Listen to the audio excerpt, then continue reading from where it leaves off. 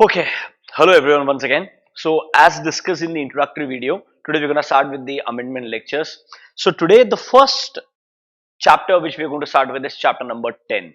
Chapter number 10 talks about peer review and quality review. So there are two different units. In this video we'll discuss about unit 1, that is peer review. Now before we get started with this, let me give you a disclaimer. We are not going to cover the entire chapter. This amendment lecture is purely from one single objective to understand what additionally has been included in the ICI material, and what can be possible questions from those additional amendments which is included in the material. So we'll do one thing, we'll discuss all those amendments. Wherever I believe, let's say, the amendment is very minor and the entire concept needs to be discussed to give you a better understanding, there I'll probably try to discuss the entire concept also. Don't worry about this. We'll even see, ICI has recently given you case study based all MCQs as a sample reference for you. So as I keep saying, there's no point referring random MCQs given by any prestigious author. My main objective is, why not refer to questions which is given by ICI altogether, because that is going to be the base level from which your actual exam questions will come. So we'll discuss one or two questions from your ICI suggested MCQs which is given in the case study format regarding peer review unit. But let's start with the peer review part first. I'm assuming by now you are done with your syllabus once. You would have gone through the peer review concept. So when I discuss important specific parts, I'm assuming all of you will be able to relate with the respective concept which is there along with this. Okay, let's start with peer review unit number 1. Talking about peer review, first of all, let me give you an overview first. I'm sure you all are aware of this concept, but still for your reference.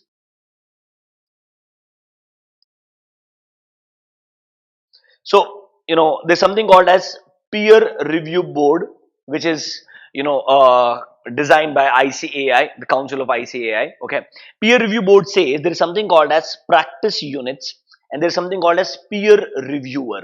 Now, what are practice units? So we're talking about all your audit firms or, individual chartered accountants who have a certificate of practice, who provides different attestation services or audit functions, in other words, like the statutory audit services or even, internal audit services up to some extent. So, these all practice units need to get their peer review done from a peer reviewer, and this peer reviewer is appointed by a peer review board of ICAI. What is the main objective? The main objective is to evaluate whether these practice units are actually providing services in the best possible qualitative aspect which is expected. So there's something called as SQC, Standard on Quality Control, which prescribes that there should be a good system in place or quality policies and procedures in place regarding selection of selection of right engagement partners, selection of right engagement team members, ensuring independence of your engagement team members when you are providing any attestation function. Same way, the job of peer reviewer is to evaluate whether these practice units have these quality control policies and procedures in place or not. That is something they need to evaluate. They need to also check whether the audit firm or the practice unit, in other words, while providing their services, have they complied with all technical, ethical and professional standards which are applicable. We'll discuss all these concepts in detail, but remember, in this peer review unit you will come across a word called as practice unit, that is the audit firm or an individual chartered accountant who is providing these attestation services. The second one is a peer reviewer who is appointed by peer review board for the practice units peer review. That's like a brief understanding of terms. Now, how do we select practice units for peer review? So applicability of peer review we need to understand, and what is the scope of peer review we need to understand, and the amendments in these parts. So this was an overview. Again, I'm telling you, we are not going to cover the entire chapter but only the amendment part. Should we continue, guys? So I'm assuming all these notes are handy with you right now. Starting with the peer review. Now, they included this, as I told you, that whatever there in the notes in a separate box is the amendment. So if you ask me, this is nothing but the importance of peer review. So they're trying to explain you what really is a peer review. Let's say, for example, there is an examination conducted by your institute. Okay, then there are set of examiners who will check the copies. Then there are set of moderators or supervisors who will evaluate whether examiners are checking those copies properly or not. So that's basically example of on the job review. Where on the other hand, peer review is a situation where practice units have performed their services. They have done the attestation function, they have done, let's say, the statutory audit of companies and all. After the overall work is done, then a peer reviewer comes into picture. So peer reviewer does not disturb practice units while their day-to-day operations or work is in process. So that disturbance doesn't come into picture. So peer review is more logical because it will evaluate whether the work done by you for different assignments is actually in compliance with all your regulations or not. So this is just an example of what peer review is. We are going to focus on one important part here. So these are some definitions. What is peer review? What is practice unit? Who is a reviewer? And there is something called as peer review board. I have explained you all these four terms at the start itself. One thing where I believe a MCQ can be asked. So I'm assuming all of you are gone through, professional ethics chapter. In your professional ethics, if you remember, second schedule, part 2, clause number 1. I repeat, second schedule, part 2, clause number 1 says if a member is not complying or contradicting with any of the regulations of ICAI or guidelines of ICAI, then you can be held guilty of professional misconduct, if you remember. So even peer review board, the statement on peer review is considered as a council guideline. If you do not comply with these guidelines, you will be considered as that this is a professional misconduct and you will be held guilty. So I would want all of you to mark this. This is a pedigree of MCQ, which I believe these are some categories where they can pick good MCQ. See, the statement on peer review shall be deemed to be a guideline of council under clause 1 of part 2 of second schedule, and it is obligatory for the practice unit to comply with the provisions contained in this statement. If they do not do that, it will be considered as a professional misconduct. So you need to understand that these types of lines can actually become a good case study based question where they'll tell you, can this result into a professional misconduct or not. I hope this is clear to you. You need to keep identifying these things. Now, talking about peer review of auditors. Now, this is going to give you significance. Why we need to do the peer review? Is this going to be really helpful? What is the main significance of peer review? Can you see?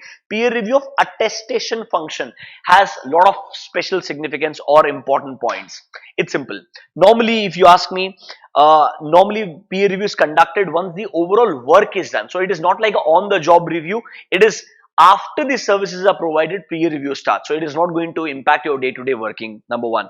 Number two, the business environment is changing frequently. All of you are aware of the rigorous increase in compliances for your entities, that is your companies or non-corporate entities, and even the practice units, according to me. So it's very important if there is a regular check by a third party who can keep ensuring whether the quality of these attestation function is getting improved over a period of time or not. So these are the major reasons why we believe peer review is essential. Not very important from exam point of view, but you should know that okay, there is some significance. This is added as a additional material in your ICAI module. That is why I have included this. I'll give you 1 minute to go through this part. 1, 2, 3. I think it's very simple and straightforward. You should be able to understand.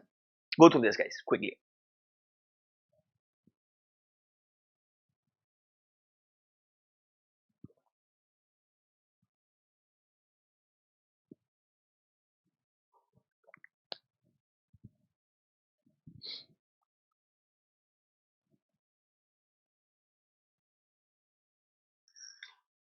Done? Now, the objectives of peer review is same like the old part. There's no major amendment there. Scope of peer review is also same. The most important part is here. Come here.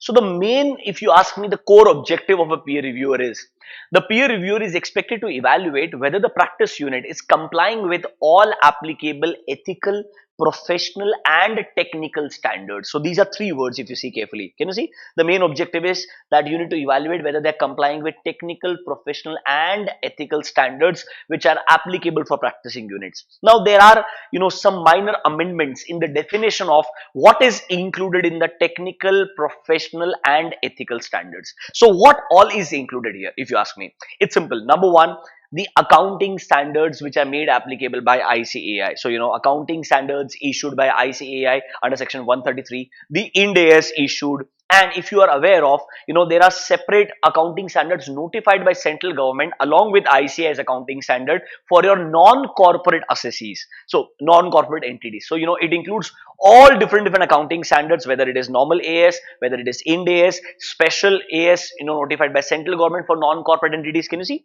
Accounting standards issued by ICAI as well as notified by central government for entities other than companies. So we're talking about non-corporate entities. Then we're talking about normal accounting standards under 133 for all the companies. Then we're talking about Ind AS under obviously 133 once again.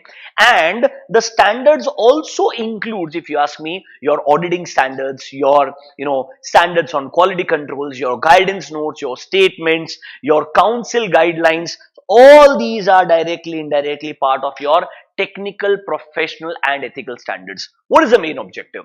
As a peer reviewer, when you are performing review of any practice unit, you need to see whether they had designed, I'm talking about the practice unit, whether the audit firm, okay, they had designed proper quality control policies and procedures in such a way that they are ensuring that every, attestation service they provide for any client, they keep in mind all these things. They need to ensure that they comply with all this. This is the main objective what a peer reviewer has in mind when they are performing a peer review. Now, can you see clearly the guidelines, notifications, directions, announcements, pronouncements of all professional standards issued time by time by the council or any of its committee. It's also includes your framework for preparation and presentation of financial statements. It includes your all other rules. You remember applicability of CARO for companies under Companies Act 2013. Then your LFAR for a banking company. So all these are different you can say applicabilities which comes into picture for different entities. As a peer reviewer, you need to ensure whether the practice unit, while performing their attestation function, has kept in mind all of them while designing their audit procedures, while carrying out their audit function. This is the most important part. Now, this is your nothing but technical, professional, and ethical standards. Remember, it's an important one. This has been a frequently asked question by ICAI. See, peer review chapter has been there, as a part of final syllabus since more than 10 years, if you ask me, more than 10 or maybe even more than that. So I wrote my CA final exam in 2012. On that time also we had peer review. Okay, recently from your updated syllabus, they started including quality review, that is unit number 2. Not much questions have been asked on quality review as of now. So I do expect more questions on quality review. And talking about May 21 and November 21 specifically, since major changes have been made in the ICAI material, as I told you, that is why I believe this chapter becomes a very important chapter, and it's a very scoring chapter also. Like if you keep in mind important points, if you know what questions they can ask you, you should be able to score very well. I hope the definition of technical, professional, and ethical standard is clear to you. Now, remember this. This can be a good MCQ part. There's no amendment here, just for your reference. When they're talking about engagements of practice unit, it actually includes your engagements related to attestation function or audit services. That is the most important part. So what is not included in the engagements which you are going to consider for peer review? So what happens is, they select a practice unit. Now, how do they select the applicability? We'll talk. I will even give you an overview of entire process once again. So, in general, they select a practice unit. They intimate them that a peer review is going to get conducted. They give them an option of 3 peer reviewers. Practice units picks one of the peer reviewers, okay, and then the peer review actually starts. So they give you a questionnaire which you need to fill with all different kind of services you have been providing as a practicing unit. Then peer reviewer comes and picks some sample engagements out of all the engagements provided by you, and then they start digging in detail to understand whether you are complying with all professional, ethical, and other standards or not. So we talk about this. These engagements are not considered for peer review. Remember, these are not considered. See, can you see? That does not include the following. So due diligence engagements are not covered, if you ask me. Your management consultancy services or engagements are not covered. Representation work which a service provided to the client regarding various authorities or income tax department and all, or let's say GSA department and all, that is not covered. So remember, they're focusing mostly on the attestation function, that is the audit function. Remember, yes, it does include your internal audit. Can you clearly see? In the exclusion list, internal audit is not there. That means internal audit is also covered here. Tax audit is also covered here. So, all your attestation function indirectly is covered in the peer review. So, in exam, they might try to trick you by asking a question on due diligence. Whether this engagement can be covered in the peer review, remember not. It is not possible. Management consultancy engagements, remember that is not covered. So, that is why from trick point of view, this kind of MCQ can come. I would recommend all of you to read these exclusions very carefully. Okay, talking about the applicability. No major amendments here, but there are small minor amendments. But I'll try to cover the entire part so that you will be able to understand what is the amendment and what can be a new question in the examination. Now, talking about the applicability. So, is peer review applicable for all practice units? Actually, answer is no. They have categorized practice units in two categories. Now, one is called as level 1 practice units, second is called as level 2 practice units. In the older material, in the older statements, they had level 3 also. Now that is removed. You purely have level 1 and level 2. Now, level 1 entities or the practice units are those practice units, they need to get the peer review done once in 3 years.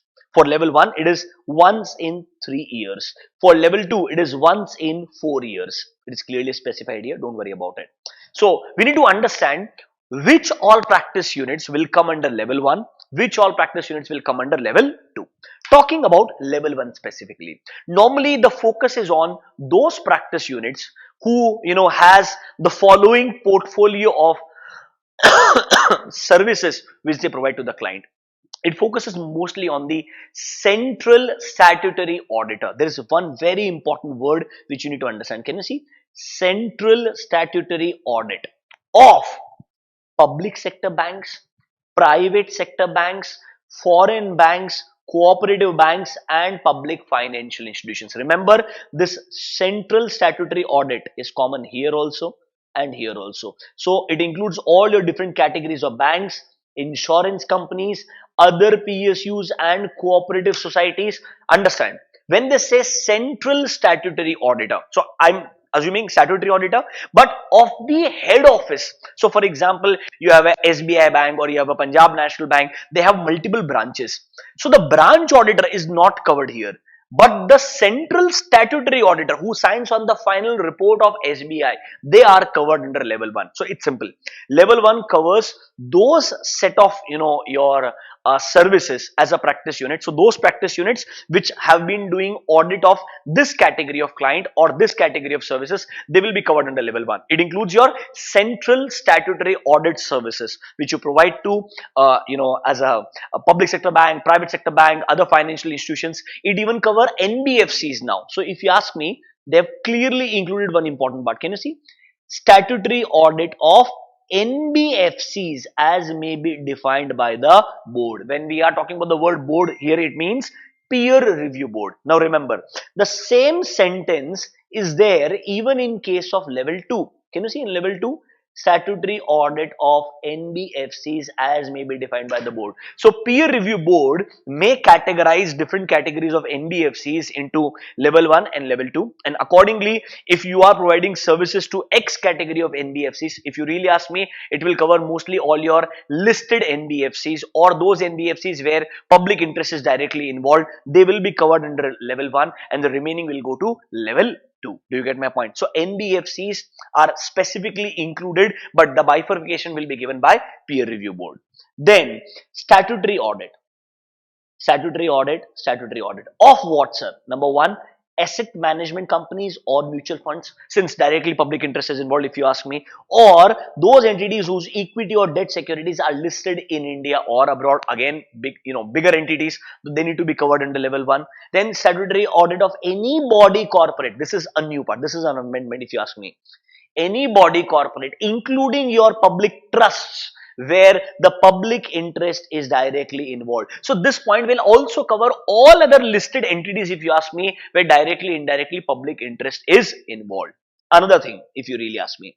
Now these GHI, GHIJ, these 4 are important from remembering the numbers point of view. So here 50 crores and 250 crores are the two numbers associated where you identify whether this will be covered under level 1 or level 2. Remember, these GHIJ are important from MCQ. See, statutory audit Statutory audit, statutory audit, statutory audit of different entities.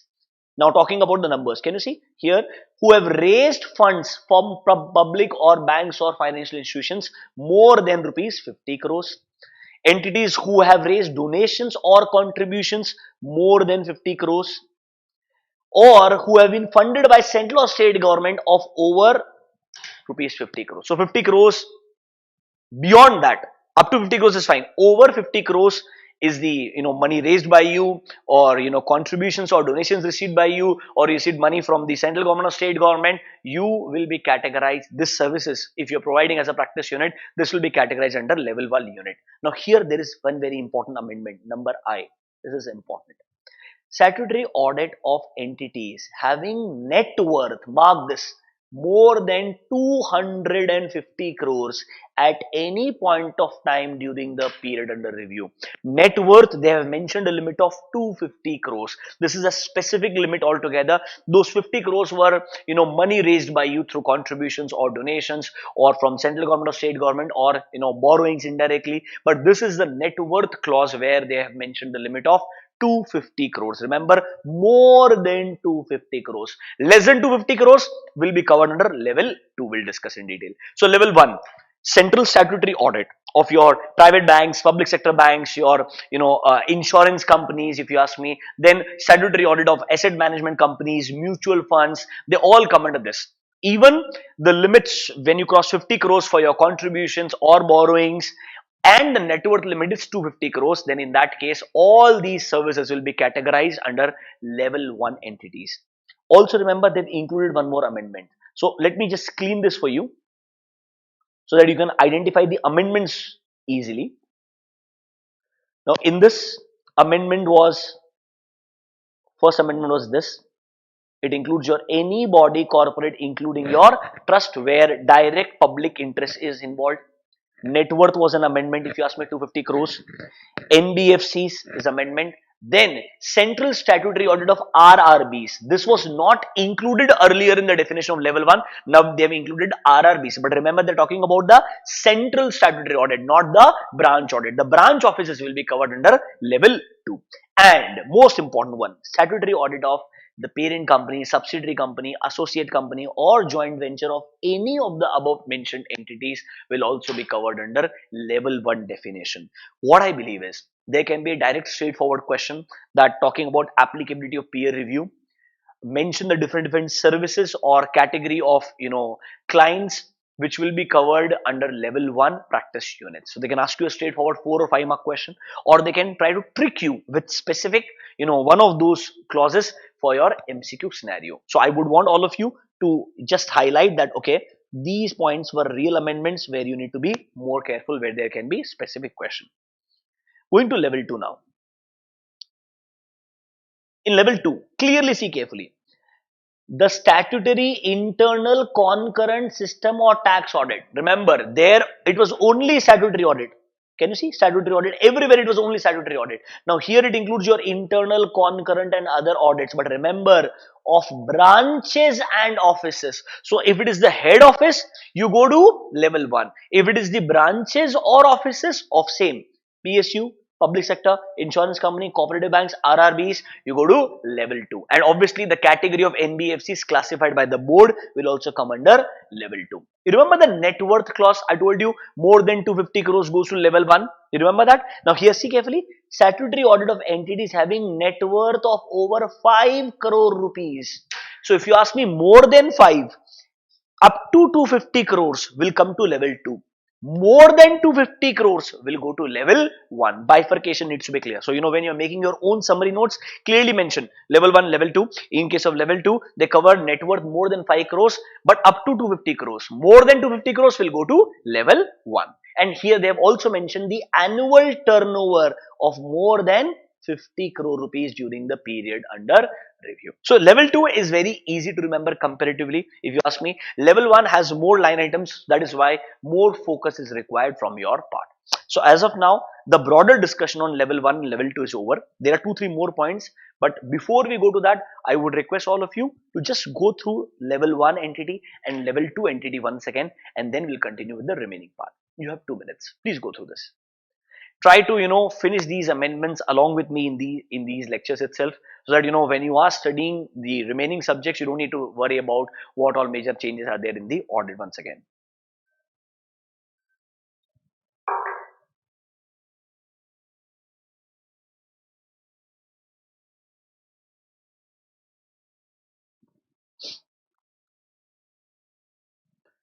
Okay, should you proceed?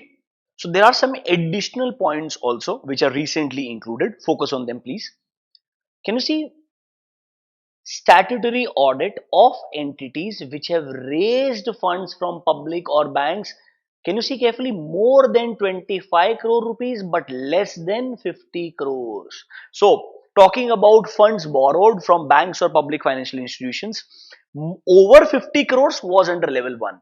So from 25 till 50 is covered under level 2. More than 50 goes to level 1. This is important. I believe good MCQ can be framed here, because you might get confused this about these numbers. Honestly, if you ask me, I say I should not be asking you questions on this. This is basically testing your memory. That's not testing your interpretation. If they really wanted to test your interpretation, they will actually provide you all this as a base, refer them, and then implement. But unfortunately, I don't want to criticize again and again. Sometimes they are testing still your memory in these theory papers, and as a theory teacher, it is really disheartening, because as a teacher, my job is not to help you in remembering things. My job is to help you and understand this, probably implement in such a way where when you are actually after 10-15 years of your practicing experience, if you are a peer reviewer, you know what your role is. Or if you are a practice unit who is subject to peer review, you know what really and what the importance of peer review is. But it's okay, there's no point cribbing about it. That's how the situation currently is. You should remember these limits from exam point of view. Remember, any other practice units which is providing assurance or other services which is not covered in any of this. So rather than 1, 2, 3, 4, 5, I have included A, B, C, D, E. It's same like 1, 2, 3, 4, 5. Other than all that will also be categorized under level 2. So other, you can say level 1 is more important. Other than level 1, everything comes under level 2 if you ask me. One important point. Can you see UDINs? So board may specify a limit from time to time that depending on the number of UDINs a practice unit generates, they might determine you whether you will come under level 2 or not. So this can be specified by the board from time to times. That is the number of UDINs you are generating as a practice unit. Now, 2-3 important things from exam point of view. Can this happen that a client of a practice unit, that means let's say you are providing statutory audit to one of the very important company, let's say nifty companies, do you get my point? Let's say the client wants the firm, the practice unit, their peer review to be conducted. So can a client request the board for the peer review of their practice unit? Yes, it is possible. Mark this. A client may request the board, that is a peer review board, to conduct a peer review of its auditor. The board shall act upon the same within 30 days from the date of receipt of such request. Remember, even a client can request the peer review board to conduct peer review of their dedicated practice unit. Can a practice unit themselves ask the board to get the peer review done? Because say, let's say for example, there are a lot of government entity audits where in case of government companies, the CAG might keep a requirement that if you don't have so there is something called as peer review certificate. Once your peer review is conducted, from completion of that, within 3 months they issue a peer review certificate which is actually valid for 3 years or 4 years depending upon the level of entity. So they may ask you for a valid peer review certificate before you apply for certain statutory audit services. So maybe a firm may suo moto ask the peer review board to get the peer review done. Can you see? Any practice unit not selected for peer review may suo moto apply to the board for conduct of its peer review. The board shall act upon the same within 30 days from the date of such request. So these 2 points are pretty important. Now, talking about your important committees, let's say for example, your board of discipline, your disciplinary committee, they may, or let's say even ICI directly, they realize that one of the practice units there is some non-compliance going on, or maybe unprofessional practices are getting carried out, so they can ask the peer review board to conduct a special peer review for some practice units. Yes, obviously that power is there. Can you see the board, based on specific information received from either secretary of ICAI or any other committees, including disciplinary directorate, regulator, where they believe that there needs to be a special review of that practice unit, then a special peer review can be conducted for that practice unit. And most importantly, the applicability, the periodicity for level 1 once in 3 years, for level 2 once in 4 years. So I would request all of you to focus on this level 1, level 2 bifurcation, the periodicity, special review case. I believe there can be good questions from examination point of view. And since there are some minor amendments which are very explicitly included in specific areas, be very, very careful. I would request all of you to please revise this once again once the amendment lecture is over today. Okay, let's go next. Talking about peer review board. Now, all of you are aware of the composition of board. Maximum they can have 12 members. Majority will come from the Council of ICAI. So here the tenure is given. Can you see the term of 2/3 members shall be for 3 years or end of the term in their council, whichever is earlier. And then casual vacancies will be filled by the board only. Then meeting requirement, the quorum needs to be present. So, I'm talking about at least 1/3 members should be present and all. This is very simple. I'm sure you can go through this once again when you get time. Very simple, straightforward. Eligibility to be a peer reviewer, again, a very important one. And yes, there are some minor changes which are there and included in your syllabus. Talking about eligibility to be a reviewer. Now, we're talking about peer review board indirectly gives you an opportunity. I'm talking about practicing chartered accountants who have been, let's say, in practice for a longer period of time. That is also defined at 10 years, 7 years. If you are from industry, then how this kind of number of years of experience will work. We'll talk about all this, but this eligibility is very important. Good MCQ question or a 4-mark question. Talking about who can be eligible to become a peer reviewer. The first thing, a peer reviewer shall be a member in practice with at least 10 years of experience if you want to do peer review of level 1 entities, and 7 years of experience for level 2 entities. Obviously, level 1 entities are of more public importance. That is why more number of years required. So this is basic requirement. Okay, basic requirement that you should have at least 10 years and 7 years of practice experience. Do you get my point?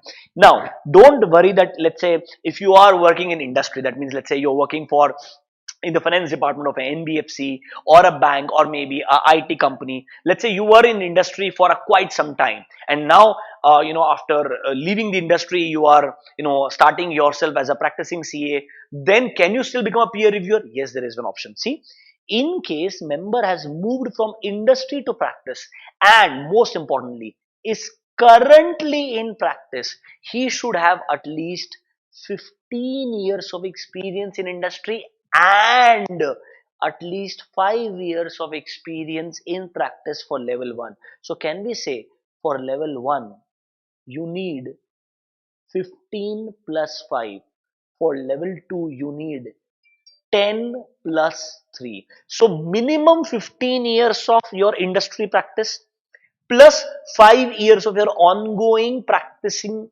experience. Both are important. So limit is 15 plus 5 and 10 plus 3. Remember, so if your practice experience in the industry is less than 15 or 10, you don't qualify for this. You have to qualify for the condition number A. That is very, very important. Now, this is your overall experience, what is required. Now, before you are appointed as a peer reviewer, your experience about, have you done the audit of the type of entities which are covered in level 1 and level 2. That is also very important. See, should have undergone all required training and all, that is time pass. Now, should have conducted audit of level 1 entities for at least 7 years, or got his entity audited for at least 7 years, which should be level 1 to be eligible for conducting peer review of level 1 entities. Very, very important. Either you should have done the audit for at least 7 years of different categories of clients which comes under level 1, or maybe if you were in industry, then were you subjected to audit. So both parts are very, very important. Remember,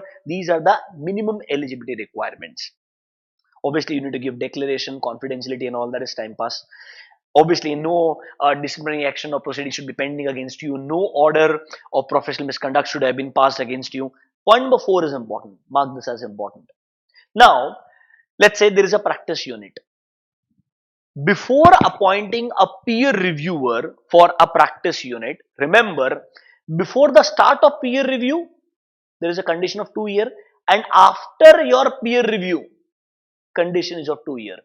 So, it's a very common practice that, one audit firm can, give outsource some work to another audit firm. Sharing of work is very, very common. So they are putting a restriction clearly. If you are a peer reviewer, to be appointed as a peer reviewer rather for a practice unit, from the date of appointment, at least before 2 years, you had no relationship with the practice unit. And once the peer review is over, even after that, for next 2 years, you cannot accept any work from that practice unit. See, a reviewer shall not accept any professional assignment from the practice unit for a period of 2 years from the date of appointment. Further, he should not have accepted any professional assignment for a period of 2 years before the date of appointment. So both 2 years before and 2 years after, both are applicable. So in other words, it's overall 4 years of no major relationship with that practice unit regarding sharing of work. Otherwise, there can be an independence conflict or the biasness may come into picture. This is the eligibility to be a peer reviewer. I hope this is clear. Then can you have a qualified assistant, the confidentiality breach part, all this I'm sure you are aware of. Approach of the reviewer, there's no major amendment here. Now come to the obligation of practice unit. So as of now, we talked about, I give you an overview, what is a peer review. I explained you the level 1, level 2 entities. I explained you eligibility to become a peer reviewer, the important areas where question can be asked. Now, the practice unit has been given some basic obligation. That is very, very important. So let's say when a practice unit is subject to a peer review, are they expected to give access of all records and documents or register maintained by them, which can be helpful for a peer reviewer to perform the peer review? Obviously, they have to give access. Are they also expected to provide any such explanation or provide any other information which is a basic requirement for a peer reviewer to conduct the peer review? Yes, very logical. And they have to provide them all possible assistance so that peer review can be conducted on a timely basis in a very professional manner. One important part which is recently included. Now, let's say, for example, we're talking about some practice units which are, let's say based in a state where there is a local language. You talk about Tamil, Telugu, you talk about, Gujarati, or you talk about any state specifically. Let's say there is some information or some manuals of practice unit which is printed in the local language, and the peer reviewer, let's say, is unable to understand that local language. Can peer reviewer ask the practice unit to reproduce the same content in either Hindi or English so that peer reviewer can easily understand what is the meaning of those processes which is designed in the local language? The responsibilities on practice unit, they have to ensure that they reproduce that either in Hindi or English and give it to the peer reviewer. See, where any information or matter relevant to a practice unit is recorded otherwise than in a legible form, you should provide and present to a reviewer and reproduce that information either by translating in English or in Hindi. Remember, the responsibility will remain on practice unit, that they have to ensure that it is properly translated and there are nothing or there are no situations of omissions should be there. So this is something where a good MCQ can be asked once again. Obligation of the peer reviewer. Now, this is the obligation of practice unit talking about peer reviewer. So can a peer reviewer request a practice unit? Okay, you have done the audit of a listed company. I want these documents. So the specific documents, can they request from the practice unit and include in their report? See, you can go through all those documents, you can understand the relevance, but you cannot extract them out. So can you see, they shall not take any extracts of practice units, clients, files or records, and cannot include them as part of the working papers. Yes, you can take a Xerox copy, understand that, properly document, and maybe include that in your report. That is understandable, but you cannot take those documents. That is something you don't have a power on. The reviewer shall complete the review within the prescribed time frame. It is actually within 90 days from the start date. So within 90 days, you need to finish your peer review. This is your entire peer review process. One or two things which I would want to highlight here, although everything is very simple. Can you see the on-site review? So when you actually go for the review as a peer reviewer, the on-site review should not go beyond 7 to 15 days. So a range is given to you, should not extend beyond 7 to 15 working days based on the size of practice units. then selection of your assurance engagements, what you will choose. There is no major changes here. It's all absolutely same what you have studied as of now. Then comes the reporting part. You remember, if you come across any non-compliances and all, you should make a preliminary report, give it to the practice unit, ask for their explanation, and after 15 days, once the explanation is given to you within 15 days, you finalize the report and you give the final report to the board. And then there can be a follow-up option within 1 year, if you remember, follow on option. So let's say if there is some modified report given by the peer reviewer, then the follow on review can be done within a period of 1 year. Two important things.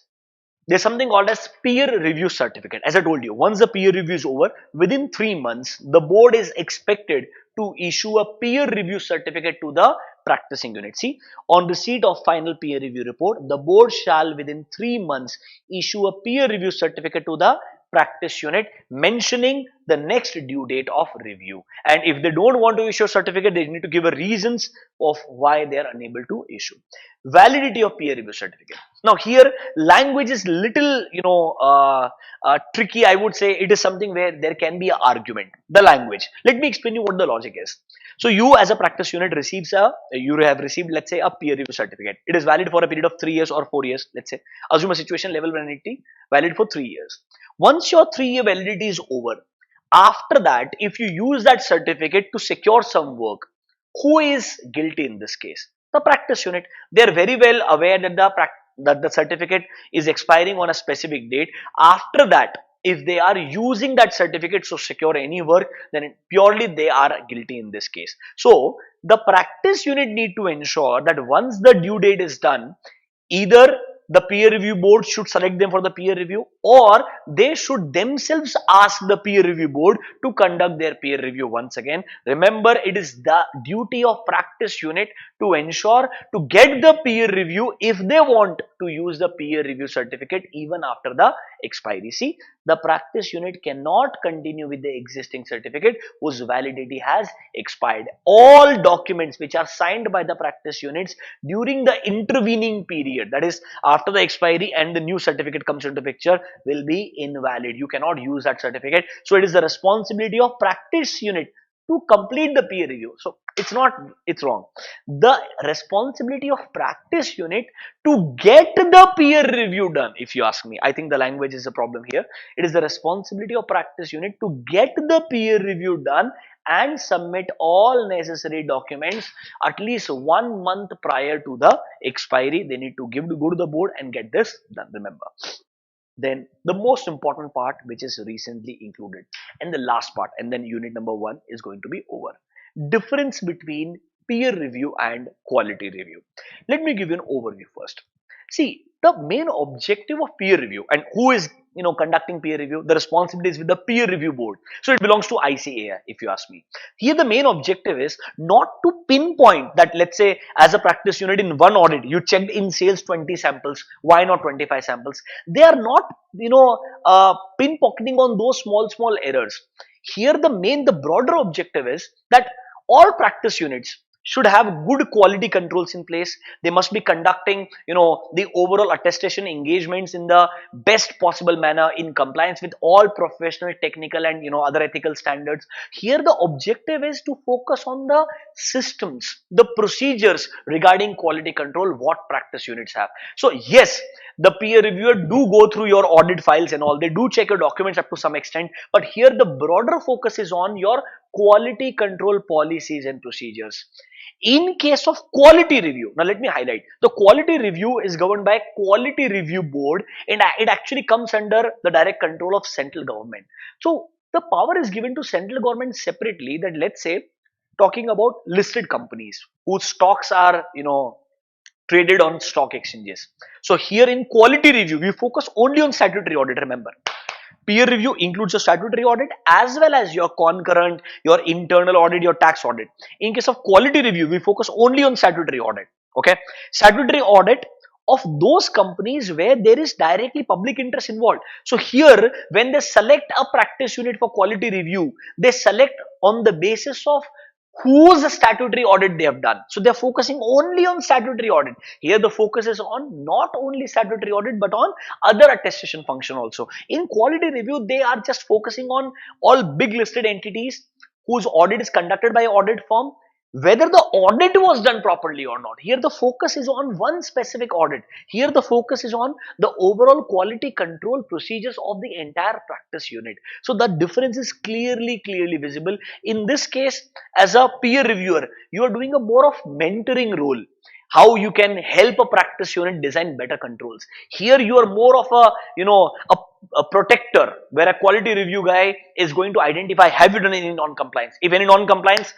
penalize. So the punishment is also severe. In this case, the focus is on how do you help them improving their quality. In case of quality review, the focus is on punishing if you are not working properly, if you're not auditing properly. Let me give you a better understanding. See, peer review is review of systems and procedures of an audit firm.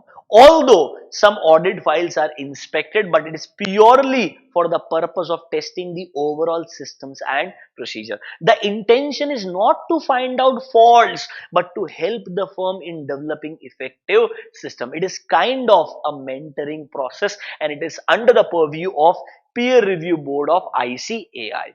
On the other hand, we will discuss quality review in detail. Don't worry about it. Under unit 2, there will be a separate video on the same. But just for the difference part, quality review is supposed to act as a deterrent. That means you are more like a protector. You are preventing the audit firms to do any kind of non-compliances or any kind of unethical practice. Direct focus is on the preventer or protector mentality. See, here the QRB, Quality Review Board, is constituted by central government, and they are clearly independent of ICAI. Can you see clearly? They carry out supervisory and disciplinary function. It is not mentoring function. Supervisory and disciplinary function, where you're identifying, is there a non-compliance, and if it is there, they should be penalized. It is normally pertaining to one particular audit conducted by audit firm, and it is nothing but your stat audit.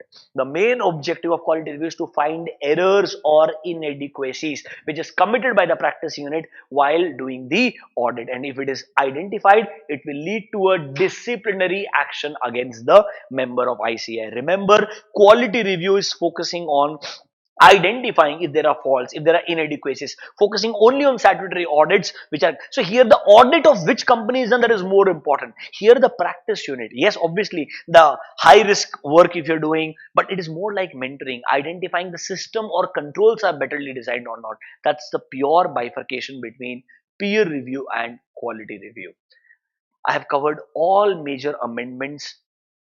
I'm not discussing the entire chapter once again. I did went through in detail in some parts, but this was purely identifying what is recently included in your ICI material applicable from May 21 onwards. There is a sample peer review process given to you. I already explained you that uh, peer review. Practice unit is selected on the basis of whether they're forming part of level 1 entity or level 2 entity. Then they are intimated. They're given option of 3 peer reviewers. They pick a peer reviewer, and then the peer reviewer is intimated regarding the same. Then they fill a questionnaire, provide all the detail of work they do. Then a peer reviewer will go for an on-site review, select some engagements, perform the peer review, make a preliminary report, and the final report will be there. That's the overall process. When you get time, you can go through this. This is a chart given by ICAI. I've included the same chart. It's very well explained according to me. So that's all about peer review according to me.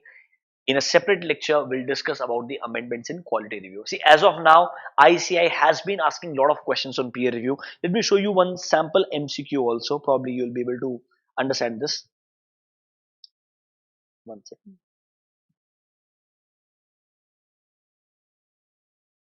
So there is a question number 20. I would request all of you to go through this question. This question is from the ICAI case study based MCQs. So, recently ICAI gave this MCQs and case scenarios booklet. This is for your reference. I would say don't go to any authors. If you can go through all the MCQs which is given to you here, it's more than sufficient. Here, RTB questions and MTB when it comes to picture, that's more than sufficient for your preparation. Don't try to waste your time on doing any other random questions because no one knows what ICAI asks. Rather, ICAI has given all of us a clear understanding of these are sample questions. Go through them. This is the kind of questions you should be expecting in the exam. So, what they do is they give you a case study based situation. See, Shivam and Company LLP. Shivam and Company LLP is a large firm of chartered accountants based out of Delhi NCR. They have 6 offices in India: Delhi, Noida, Bangalore, Kolkata, Chennai, and Chandigarh. The firm has 35 partners across various offices. The staff size is approximately 250. The firm is offering various services to its client and has accordingly set up separate departments. Okay. The firm has clients which are both listed and unlisted. It covers your listed entities also. That means it should be covered under level 1 category if you ask me. They provide services related to statutory audit, internal audit, risk advisories, due diligence. You know really well, risk advisory, due diligence doesn't come in your attestation function. The firm also has a managing partner who sits in Chandigarh office. All one can say is it's all solution firm as far as CAs of services of CA are concerned. The firm focuses significantly on its quality and accordingly has set up various controls in place. Okay. The firm ensures that engagements of each partners are reviewed in terms of quality of work. For this purpose, firm has set up a process and has 1 or 2 engagement files of a partner is selected. So they have internal review option also. Quality assessment also carries weight in terms of assessment of profit sharing of partners. Very logical. The firm has been subject to peer review which was conducted 3 years back. So obviously once 3 years are done, and if it's a level 1 category practicing unit, do they need to get the peer review done once again? Yes. So during the financial year 31st March 2020, the firm got an intimation for the peer review on 1st July, with which it was before time considering the review was done only 3 years back and was not due. Absolutely wrong. It is due because it is covered under level 1 category. The firm discussed this matter with relevant authorities, but authorities did not change their stand. The process of peer review got started on 1st August and completed on 15th September. You remember, within 90 months, within 90 days, it should be completed. So it looks like it is well within the time, which included on-site review from 1st August to 20 August. You remember, on-site should be not more than 7 to 15 days. It is more than 15 days here. Since the firm was not happy with the selection of engagements for review by the peer reviewer and faced some problems during the peer review process, they also consulted another firm, Shubham and Associates. One of the engagements of Shubham and Associates was picked for quality review. Remember, quality review, the focus is on the engagement. And they also faced various challenges during the process in terms of selection criteria and the observation of the reviewer. Now we need to address this specific question. I think the case was very simple. Shivam and Company submitted a list of its assurance and due diligence services in respect of selection of engagement for the peer review. So they have given a list of all assurance and due diligence services. You remember, the peer review focuses specifically on assurance engagements, not on due diligence at all. So can you see, out of these 4, which is going to be the right answer? Peer reviewer may select any sample out of assurance and due diligence. Absolutely not. Peer reviewer may select any sample out of assurance. Looks logical. Any sample out of due diligence? Absolutely wrong. Wrong. I hope point number B is clear. The concern of Shivam and Company, the other firm, regarding its selection of peer review arose because it assessed itself as a level 2 entity which was different from the assessment of peer review board. It is not a level 2 entity, it is purely a level 1 entity because it covers all listed and unlisted. The word listed is clearly there. Do you get my point? So the firm should be a level 1 based on the criteria and level 2, no. Level 2 based, the firm should be level 1 based on the engagement and services they are providing. It's clear.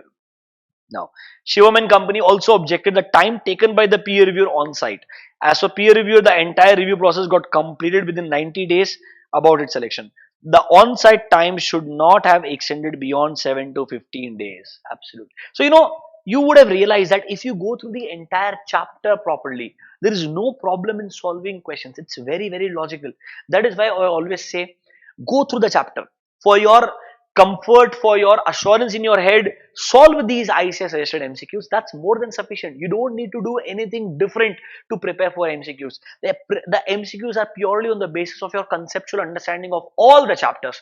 Don't leave any chapter, go through all chapters. This was a sample, case study question which I wanted to understand and discuss with you guys to make you realize that, okay, it's simple if you go through. This is suggested ICAI MCQs, okay? So this was my attempt on explaining you all amendments on peer review unit. I know we went up little bit in detail in certain cases, but it should be more than sufficient for you now. So we'll meet in another lecture to discuss the quality review process. Are we good, guys? Thank you. Stay safe.